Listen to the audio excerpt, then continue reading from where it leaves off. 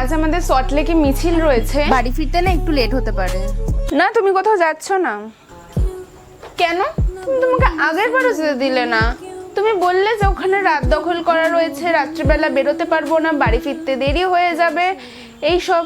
কিন্তু এটা তো সন্ধ্যাবেলা, এতে কি হবে মা? আজ আমার কোনো ছেলে বন্ধু যাচ্ছেও না। না, আমি তো তোমার কোনো ছেলে বন্ধুর কথা বলিনি, আমি বলছি তোমার মেয়ে বন্ধুদের কথা। মানে না না, তুমি কি এটা মনে করো সত্যি যে প্রতিটা মেয়ে মেয়েদের দ্বারা সুরক্ষিত? না হলে প্রতিবার তুমি তোমার মেয়ে বন্ধুদের থেকেই আঘাত পেয়ে বাড়ি এসে মায়ের কাছে কাঁদতে বসতে না?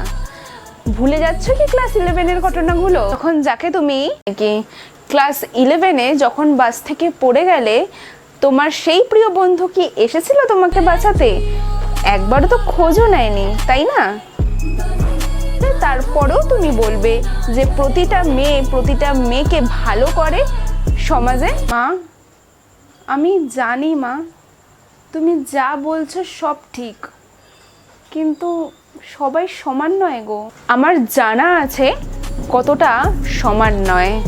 তা না হলে সেই ডাক্তার মেয়েটির যখন রেপ হয়েছে, সেই ডাক্তার মেয়েটির যখন হত্যা হয়েছে, তখন কিন্তু তার পাশে তার ডাক্তার বান্ধবীটিই ছিল, যে কিনা নিজের চোখে দেখেছে ওই মেয়েটির প্রাণ হারাতে, তারপরেও একবার এসে বাঁচায়নি, তাকে আরো মৃত্যুর মুখে ঠেলে দিয়েছে। এটাই মেয়েদের পাশে থাকা। হ্যাঁ মা, কিন্তু তুমি তো এটাও জানো, আমি যখন অফিসে বসের কাছে কথা শুনে এক পাশে গিয়ে বসে থাকি, তখন কিন্তু আমার ওই মেয়ে বান্ধবীটাই আমার পাশে থাকে। আর আজও আমরা স্কুল লাইফের মতো শেয়ার করে টিফিনও খাই। তাই সবাই সমান নয় গো। তুমি আর যাই বলো, অনেক হয়েছে, আমি যাচ্ছি। এতে যা হওয়ার হবে। আমি যাবো আজ। দাঁড়াও, আমিও যাব।